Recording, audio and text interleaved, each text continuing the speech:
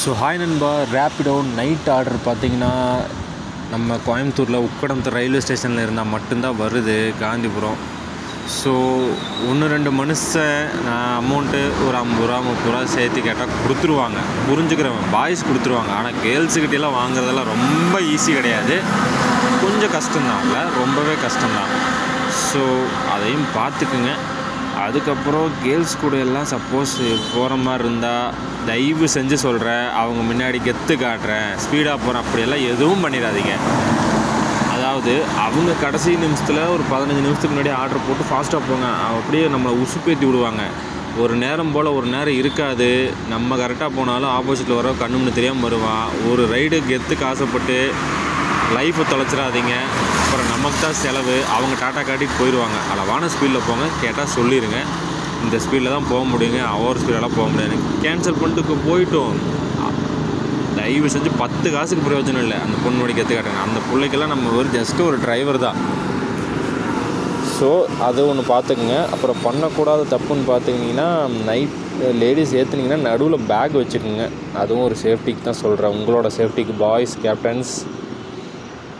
அப்புறம் பார்த்துக்கிட்டிங்கன்னா நைட்டெல்லாம் தப்பே இல்லை, எக்ஸ்ட்ரா கேட்டுருங்க, வேறு வழி இல்லை. அப்புறம் போயிட்டு நம்ம ரிட்டன் அங்கே போனால் தான் அடுத்த ஆர்டர் வரும். வண்டி தேய்மானம், பெட்ரோலு, அவனுக்கு கமிஷனு இதெல்லாம் இருக்குல்ல, எக்ஸ்ட்ரா கேட்டுருங்க, தப்பு இல்லை. பகலாக இருந்தால் கூட பெரிய சிட்டி, பகலாக இருந்தால் பெரிய சிட்டியில் ஒரு இடத்துல கொண்டு இன்னொரு இடத்துல விட்டால் ஆர்டர் கிடச்சிரும், கண்டிப்பாக கிடச்சிரும். நைட் டைமு பார்சல் ஆர்டரும் கிடைக்காது, அது ஒரு பிரச்சனை இருக்குது. ஸோ ரேப்பிடோ ஓட்டுறது ஈஸியெல்லாம் கிடையாது நண்பா, கண்ட மேனிக்கு வருவானுங்க.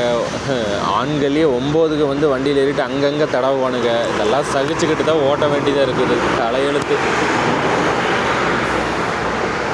ஆனால் இந்த பணக்கார திமிரெல்லாம் இருக்கும் பார்க்கணும், அதெல்லாம் பார்க்கும்போது நம்ம கையிலையும் காசு இல்லையேங்கிற வெக்ஸெல்லாம் எனக்கு அப்போவே அதிகமாகும். அப்படியே ஏதோ இவனுக்கு கீழே வேலை செய்கிறது ரேப்பிடோ, இவன் என்னோடய டிரைவர், அப்படியே ரேப்பிடோ தத்து கொடுத்த மாதிரி. ஃபஸ்ட்டு மதிக்க கற்றுக்குங்கடா, டெலிவரி பர்சனையும். ஏதோ உங்கள் வீட்டுக்கு நேர்ந்து விட்டு ஆடுக மாதிரி சீனை காட்டுறீங்க, ஆட்டிடியூட் காட்டுறீங்க, 20வது மாடிக்கு வாங்குறீங்க, அகங்கார திமிரெல்லாம் பண்ணாதீங்க. உன் பொருள் கீழே வந்து நீ தான் வாங்கிட்டு போகணும். ரேப்பிடோவில் இந்த மாதிரி எழுதியிருக்கா 20வது மாடிக்கு வந்து கொடுக்கவும் அப்படின்னு, அப்படியெல்லாம் ஒன்றும் கிடையாது, நீங்களாக கெடுத்து வச்சுருக்கீங்க. அப்பார்ட்மெண்ட் ஆர்டர் வந்தால் மோஸ்ட்டாக ஸ்கிப் பண்ணிருந்தன்பா, அது உன் மன உளைச்சலுக்கு ஆளாயிருவேன், கண்டிப்பாக சொல்கிறேன். கண்டிப்பாக ஒரு அப்பார்ட்மெண்ட் ஆர்டரில் அந்த நாள் உனக்கு நாசமாக போயிடும். அந்த அம்மா கத்திட்டு டாட்டா காட்டிட்டு போயிடும். ஏன்னா 10 பேருக்கு இந்த மாதிரி பைத்தியக்காரன் ஆக்கி வச்சுருக்கோம். ஸோ முடிஞ்ச அளவுக்கு நீ தெளிவாக இருந்துக்க நண்பா, நீ தெளிவாக இல்லைன்னா பிழைக்க முடியாது. பார்சல் ஆர்டர் நல்லா தான் வரும், நல்ல ஏர்னிங்ஸ் பார்க்கலாம், ஒரு நாளைக்கு 2000 பார்க்கலாம், நான் இல்லைன்னு சொல்ல. நைட் டைம் ஓடுறது என்ன பெனிஃபிட்னா, ரோடு ஃப்ரீயாக இருக்கும், டக்குன்னு கொண்டே விட்டுட்டு நம்ம அடுத்தடுத்த ஆர்டர் போய் பார்க்கலாம். முடிஞ்ச அளவுக்கு. ஏன்னா நைட்டு ஒரு ஆர்டரை ஸ்கிப் பண்ண முடியாது, வர்ற ஆர்டர் எல்லாம் அக்செப்ட் பண்ணி ஓட்டினாலே நீ 1000 ரூபா எடுத்துடலாம் கண்டிப்பாக, நான் ஷோராக சொல்கிறேன். ஏன்னா நான் கண்டிப்பாக சொல்கிறேன், எல்லா கஸ்டமரும் வர்றவங்க ஒரு 60 ரூபா 70 ரூபா சேர்த்து கொடுத்தாங்கன்னா கண்டிப்பாக நீ 1000 ரூபா பார்த்துலாம் நீ கிளம்பிடலாம். ஏன்னா கேட்டு தான் ஆகணும், வேறு வழி இல்லை. ஏன்னா ரிட்டன் நம்ம அங்கே தான் போகணும், இங்கேயும் நீங்கள் எத்தனை நேரத்துக்கு வந்தாலும் ஆர்டர் வராது, அது ஒன்று இருக்குது.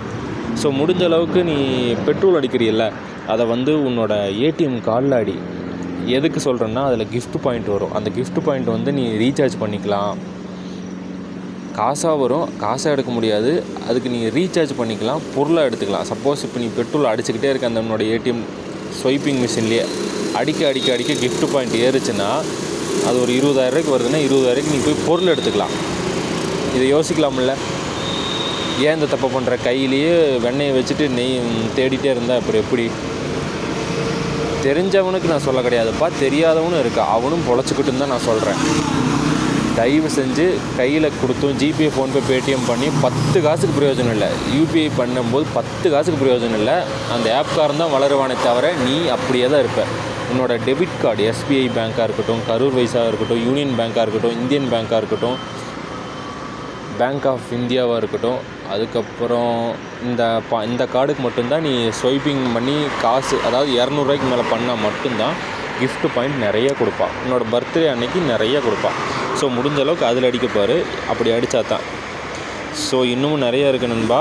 வீடியோ லென்த்தாக போச்சுன்னா மக்களுக்கு கேட்க வருது. ஆனால் வீடியோ ஸ்கிப் பண்ணிட்டு போகிறேல்ல, தெரியாத விஷயத்த தெரிஞ்சுக்கோ. ரேப்பிடோவில் இந்த மாதிரியெல்லாம் இருக்குது, பைக் டாக்ஸியில். ரேப்பிடோ ஈஸி கிடையாது. பைக் டாக்ஸி ஓட்டி சம்பாரிக்கலான்னு வீடியோ போடுறவன் அவனுக்கு பணம் வரணும், யூடியூப் இன்கம்காக அவன் போடுறான். நீ தெரியாத விஷயத்த தெரிஞ்சுக்கோன்னு தான் நான் சொல்கிறேன். ஆர்டர் வந்து ரொம்ப அவுட்டரில் வந்துச்சுனால எடுக்காத. ஏன்னா ரொம்ப அவுட்டர்னால நீ எக்ஸ்ட்ரா ஒரு 100-200 கேட்டால் தான். இப்போ ஒரு 30 கிலோமீட்டர் ஆர்டர் வருதுன்னா எக்ஸ்ட்ரா நீ 200 கேட்கணும். ஏன்னா 200 கேட்டாலும் 300 வருதா, 500 வரும். மொத்தமாக நீ எக்ஸ்ட்ரா 200 கேட்கும்போது கேட்டாலும் உன் கூட தான் வரணும். ஏன்னா அந்த அளவுக்கு கேப் சர்வீஸோ ஆட்டோவோ யாரும் வரமாட்டாங்க. அவன் அமௌண்ட்டெல்லாம் டபுள் மடங்கு கேட்பான். அவனுக்கு நீ எவ்வளவோ பரவாயில்ல, தாராளமாக கேட்கலாம், தப்பே கிடையாது. வேறு வழி இல்லை. நைட் டைமுக்கு நமக்கு ஆப்ஷன் அதில் காட்டுறதுக்கெல்லாம் போனால் ரேப்பிடோவுக்கு நீ உண்மையாக இருந்தால் 10 காசுக்கு பிரயோஜனம் இல்லை. ரேப்பிடோ உனக்கு ஒன்றும் பண்ண மாட்டான். இன்சென்டிவ் நீ அச்சீவ் ஆக முடியாது. ரேப்பிடோ வந்து கார்ப்பரேட்டு. உன்னை விட்டால் அவனுக்கு யோசிச்சுப்பார், ப்ராக்டிக்கலாக யோசிச்சுப்பார். உன்னை விட்டால் அவனுக்கு ஓட்டுறதுக்கு வெளியே நிறைய பேர் இருக்கா. அந்த திமிரில் அவன் இருப்பான். ரேப்பிடோவை பொறுத்த வரைக்கும் ரேப்பிடோவில் இருக்கிற அளவுக்கு இருக்கிற வரைக்கும் நீ ஏர்ன் பண்ணிக்கோ, அவ்வளோதான். இது ஒரு ஜஸ்ட் ஏர்னிங் ஆப்ஷன் தான். ரேப்பிடோவே கதின்னு கிடந்தோம்னாலாம் பெப்ப அதெல்லாம் சென்னை, பெங்களூருக்கு தான் செட் ஆகும். நல்ல இன்கம் பார்க்கணுன்னா. சரி, பாய் நண்பா. அடுத்த ஆர்டர் பார்ப்போம். இன்னும் நிறையா உங்களுக்கு சொல்ல வேண்டியது இருக்குது. அடுத்தடுத்த வீடியோவில் சொல்கிறேன். முதல்ல ஒரு விஷயம் சொல்ல வரேன்னா கேளு. தெரிஞ்சவனாக இருந்தால் நீங்கள் ஆடுங்கப்பா. நான் இது தெரியாதவனுக்கும் புதுசாக வர்றவனுக்கு தான் சொல்கிறேன். அவன் எங்கேயும் போய் மாட்டிடக்கூடாது, பாதிக்கப்படக்கூடாது. நன்றி, வணக்கம்.